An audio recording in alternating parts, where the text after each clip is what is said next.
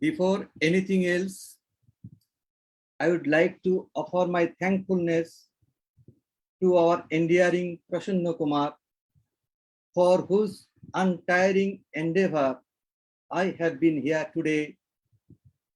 It is his insistence and persistence for which I have been here in front of you. My pranam to all virtual audience, and I say good morning, good evening to all without distinction around the globe. I am Basudev Paul. I have been teaching English at the undergraduate level at Purimal Mitra Sriti Mahavidyalaya in the district of Jalpaiguri, West Bengal, India.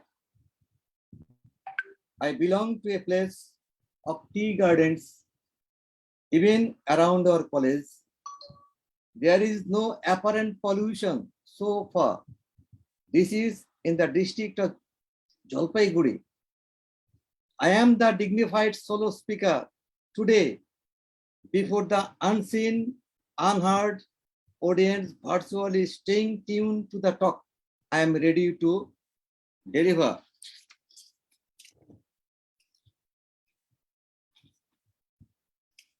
Today, I have been suggested rather by our endearing poets, endearing admit, or endearing individual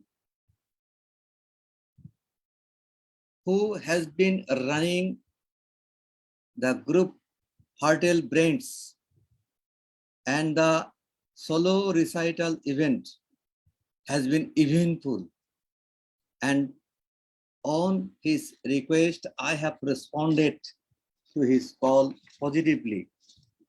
However, the topic I have been given today is very challenging also, because I have seen on other occasions mugging, crapping, clipping some notes, some stuff from elements from some books we built out in front of the audience.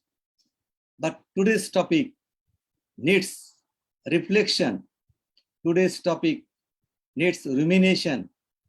Today's topic needs creative endeavor.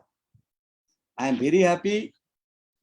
The first question he posed me is, why do you write poetry? Why do you write poetry? In defining poetry, or rather I would say, the definition of poetry over the ages has been innumerable.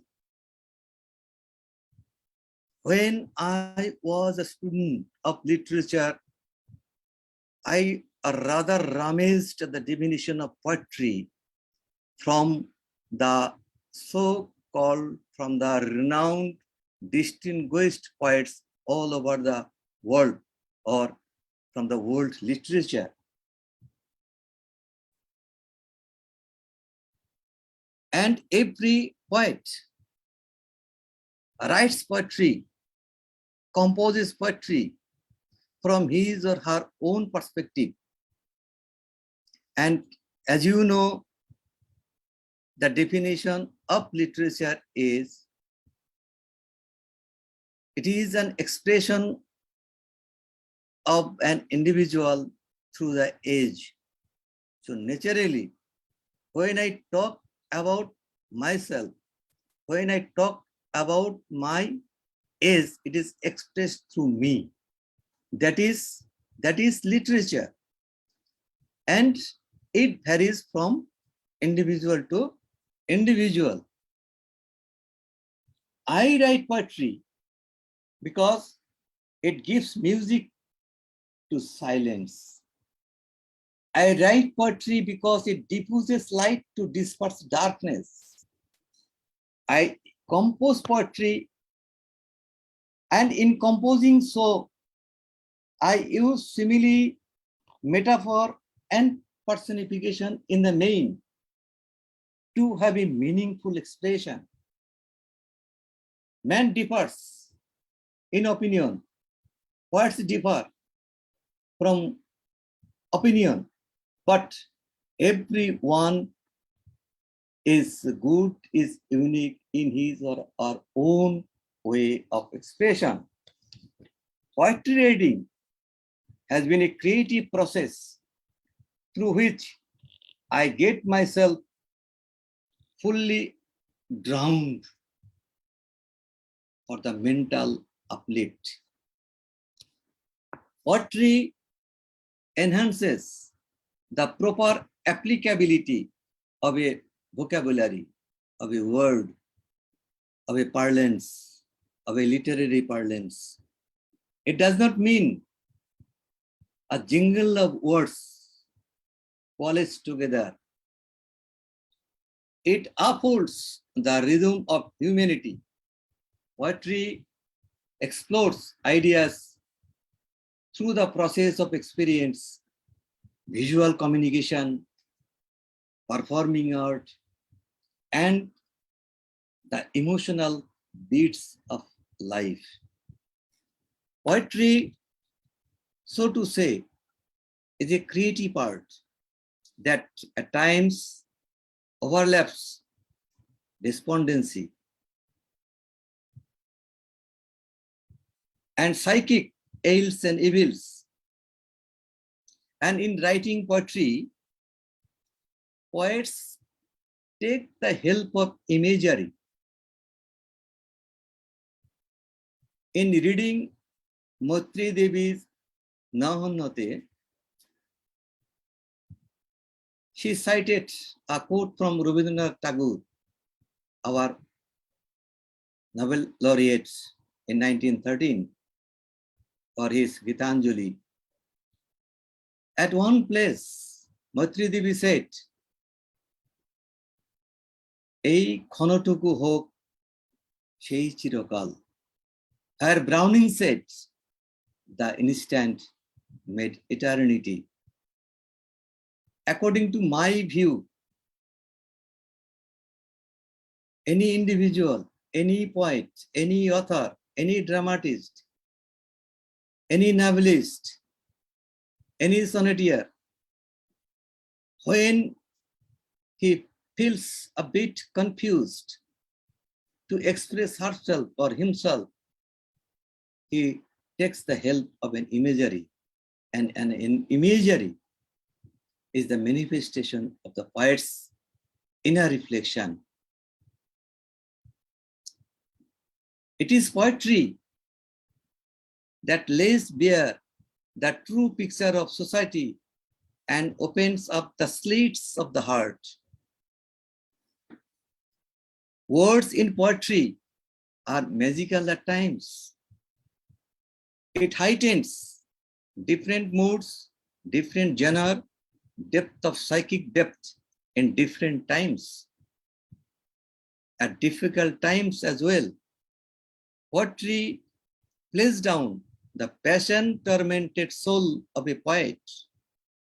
It streamlines my channel of thought that waxes lyrical spontaneously only to accommodate your inner turmoils. In this perspective, poetry has been used as a therapy. The language of poetry gives me the significance of words employed so far to elicit the hidden emotion wrapped in the cocoon so far. You see, my dear audience, I don't know how many people, how many poets, how many individuals are staying tuned with my talk, who is listening. I don't know. It hardly matters. But I say, Wordsworth, in defining, said, it's a spontaneous expression of a powerful feeling. Where Keats said, poetry should come as a leaf to a tree. If it is not, it had better not to come at all. This is true poetry. And over the world literature, we have come to know that even a single word can change the whole literature. It can shake the whole world. For example, let me cite.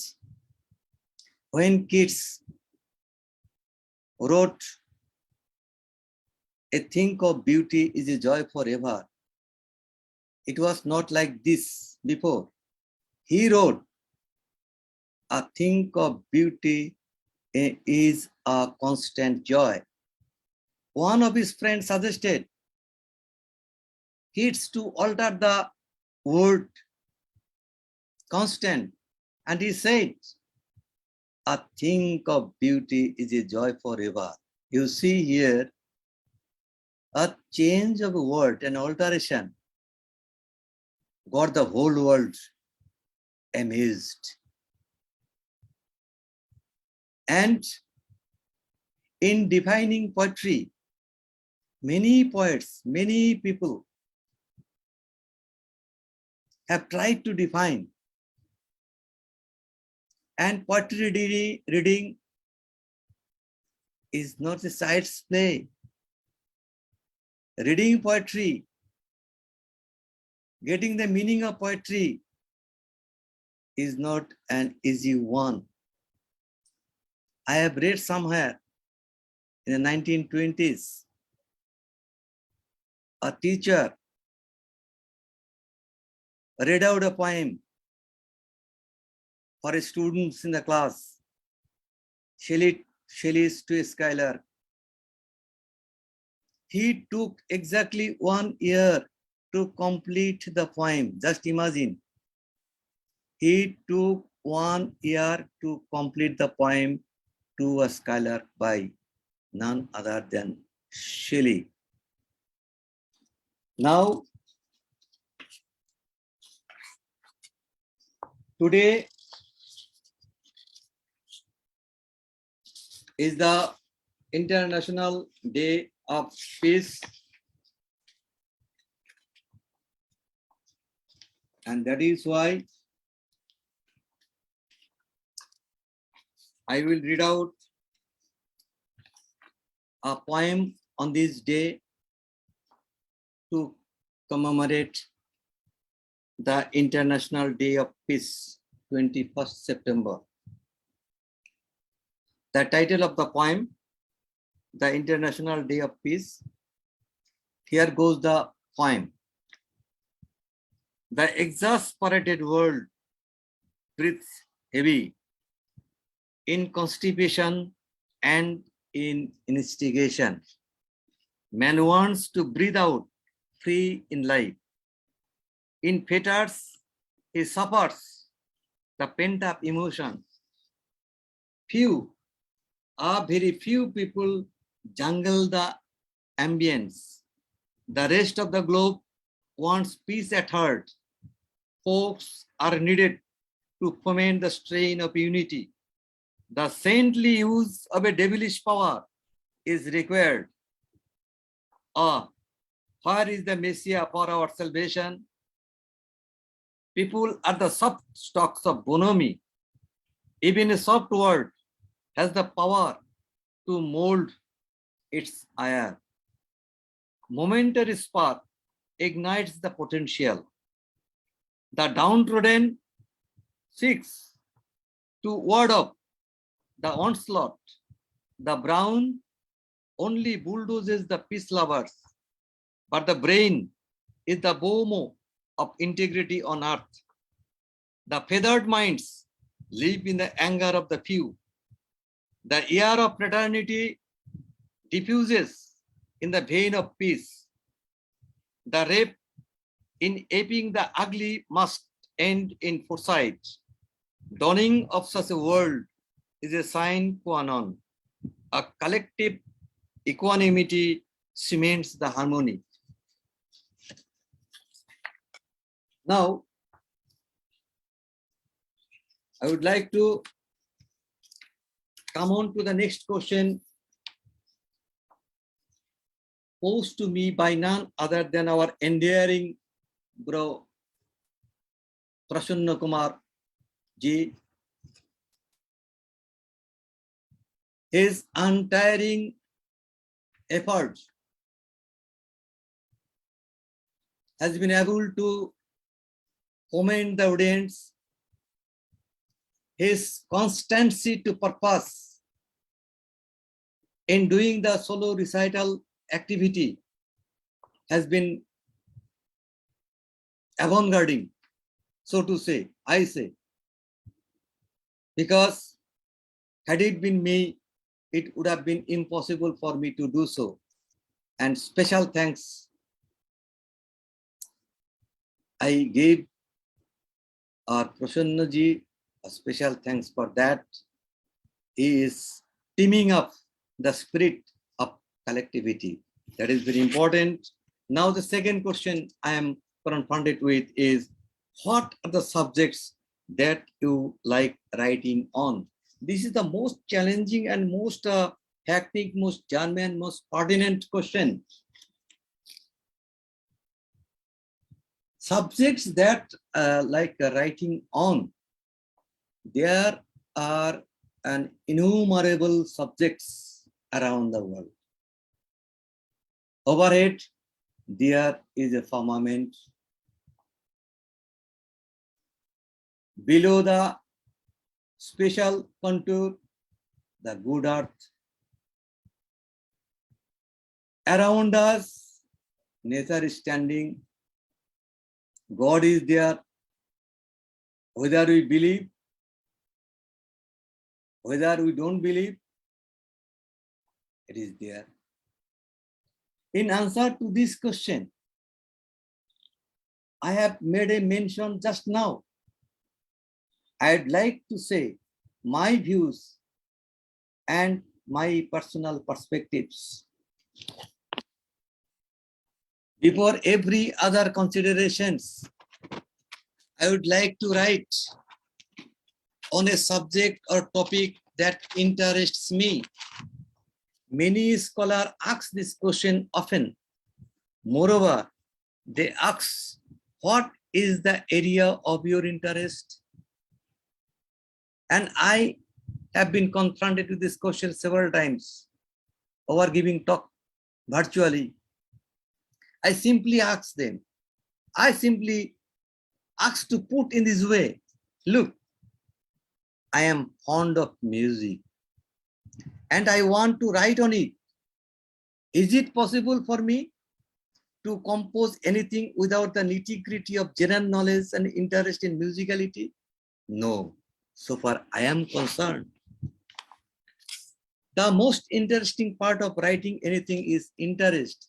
If you have no interest at all, even a single word will not emanate from your mind, not a single idea will not come out from your brain. This is very important.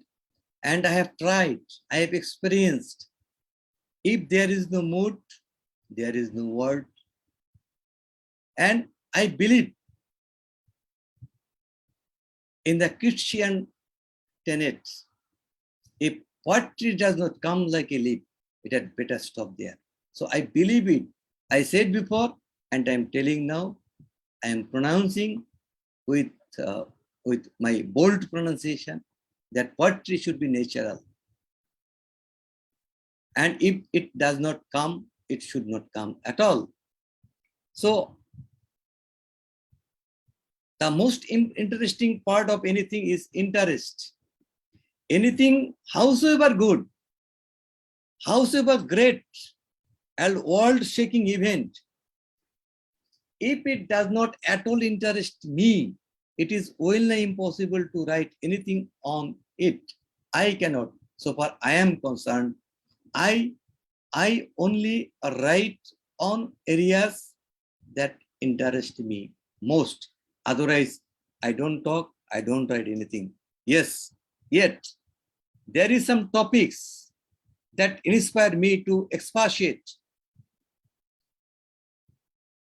on them, like look, my rustic life. I want to write on my childhood. Even then, if you don't have passion, emotion, devotion, you can't write. No word will not come. First and foremost, it should be interesting. It should touch the mind of an individual. Then only it is possible. There are so many topics. There are so many topics. One can write anything on childhood, subject of writing. One can write about one's school, college life, university campus, travel experience, maiden visit to any location, superannuation, parting, maiden experience on anything. You see, today, now, I am in front of you. And I remember, I believe, if a word, if a bullet goes out of the bayonet, it never returns. It never returns. The words I'm using now, I'm telling, you are hearing, you are listening to me. It will never come back. This is creation. This is creative.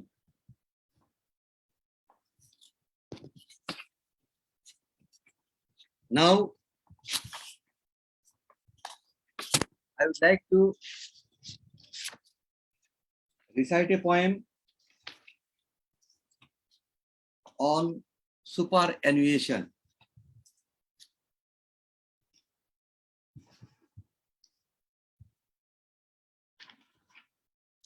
Before that,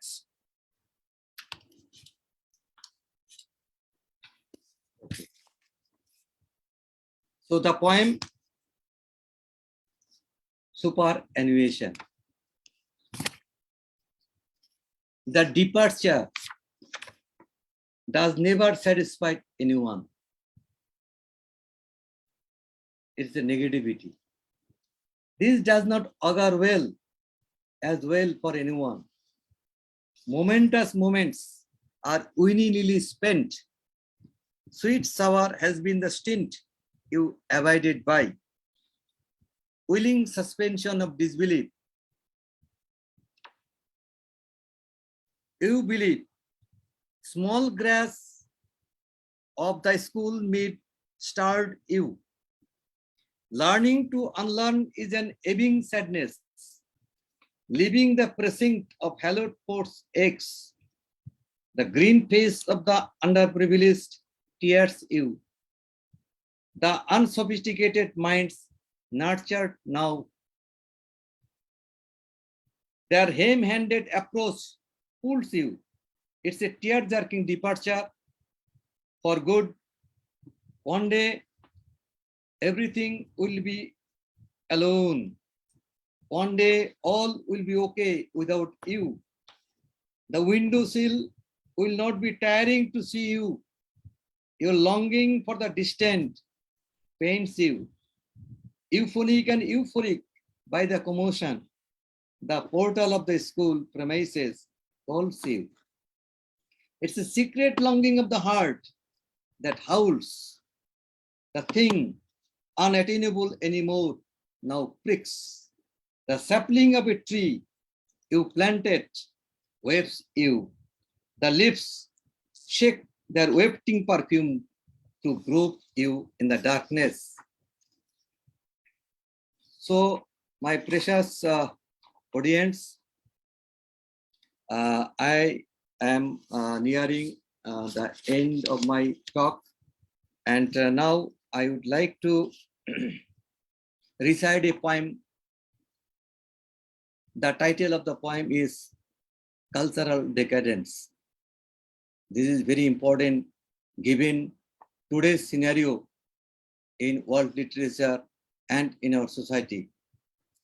The title of the poem is Cultural Decadence. I am lying on a cozy bed to avoid the uproarious activities on the outside world. I like to muse on. The musicality of my personal domain gives me huge pleasure when I see ordinary village people are having free-wheeling chat with each other. Fills my mind with pleasure, different and difficult to penetrate in any parlance. Even the trees speak to the downtrodden while brooking their anxieties.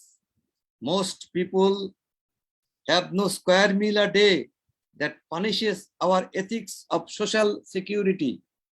Rain purifies the polluted earth, but unable to rectify the raped society inflicted by some lizards. So now, having said so much, I come to end my talk here. Thank you very much. Thank you, Prasanna ji, for inviting me to be here tonight.